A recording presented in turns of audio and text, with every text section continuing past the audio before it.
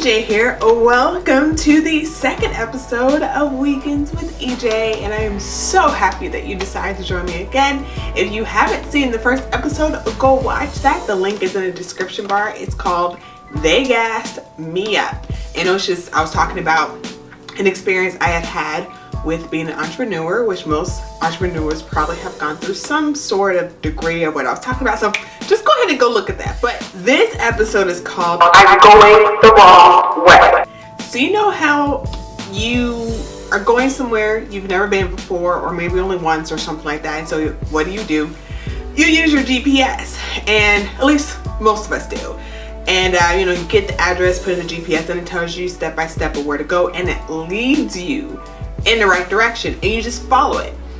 Every once in a while we might have to wait a minute, this might not be the right way to go, but the majority of the time we just do whatever the GPS tells us to do because we trust it that it's leading us in the right direction, right?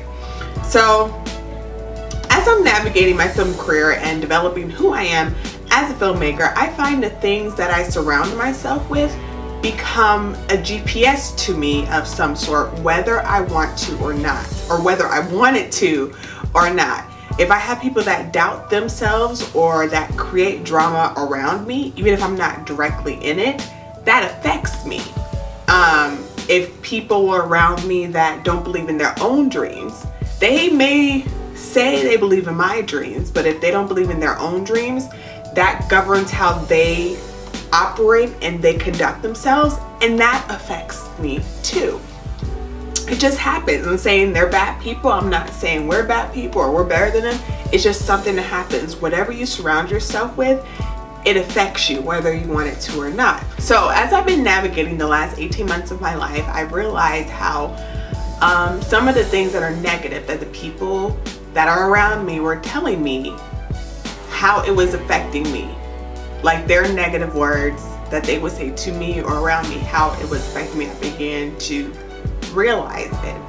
But I care about myself enough and I care about my dreams enough that the people that are projecting their own self-doubt on me, I had to go ahead and cut that off because it wasn't helping me and it wasn't healthy for me. They were planting seeds of fear and of conflict in me that I didn't want and I didn't need. But it would get to me sometimes, and so I would just at times stop my dream and go just work full-time somewhere. I've always, like I said before, I've always worked. Even since 2009. Actually, I was a sophomore in high school when I got my first job. I've always worked. There was never a time where I didn't work, for the exception of my first year of college. Other than that, I've always worked and did something else, whether it's worked and go to school or worked and did my side business or did my side business and go to school. I've always worked. But there were times where those seeds of negativity that they were planting got so deep that I just stopped my company and I went and just worked for somebody else. And there's a couple times that it happened that I went and worked for a company that I ended up hating. Like I ended up hating those jobs. And because all of a sudden I didn't believe in myself enough that I could really do this, or I can really achieve this, my dream or my goal. But I'm learning that you can love people from a distance. And again, I don't hate anybody. It's just not what I need right now. You have to look at everything you're dealing with, the things that you can deal with, the things you can put up with, and what you're trying to do. And if anything's extra, you just kind of have to cut it off. You have to cut it off. And it's amazing that once the way that I was thinking started shifting and stopped talking to people who didn't understand and weren't really positive. And I'm not saying I need yes men around me all the time. I don't want that at all. But I'm talking about the people who are consistently negative. They never have a good thing to say. They're always critical. The haters, like people say. No, it's amazing how once you start cutting those people out, the way that you think and the way that you function starts changing. And once I started doing that, I didn't see it immediately, But I did notice down the line how my mental and emotional health was improving, and I noticed how my determination and my drive was coming back. I began to feel that excitement about my business that I used to feel, and it was great.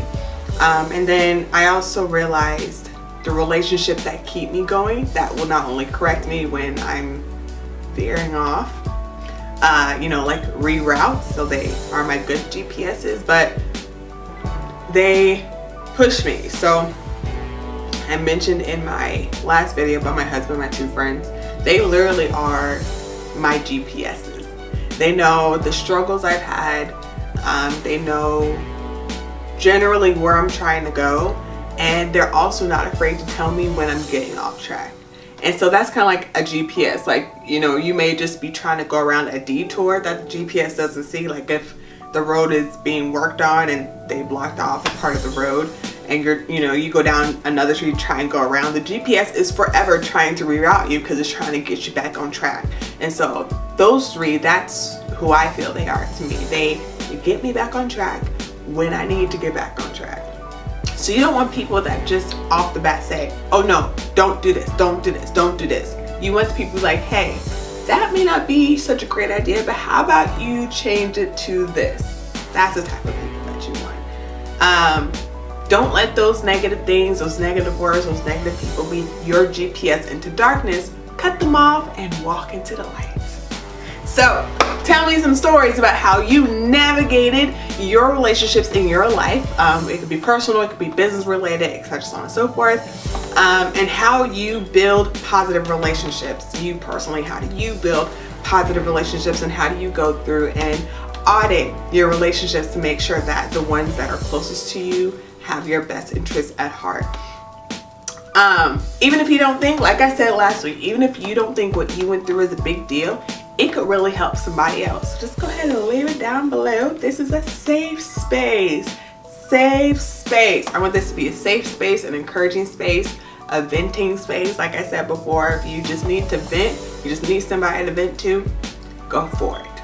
Go for it. Don't forget to listen to this weekend's podcast. This weekend's podcast is from Lil Duval and his sister. They have a podcast. It has nothing to do with what I talked about today, but I find Lil Duval hilarious personally, and sometimes it's just good to laugh. So I'm gonna leave a link for their they have a podcast series, so I'm just gonna do the first one.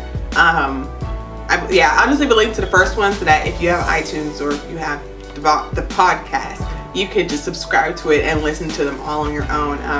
Him and his sister are hilarious, and again, sometimes it's good to laugh, and you just need to laugh. You need to give yourself a break. So go ahead and click that link down below so you can laugh hysterically. So don't forget, I would love to hear from you and connect with you on my other social media sites.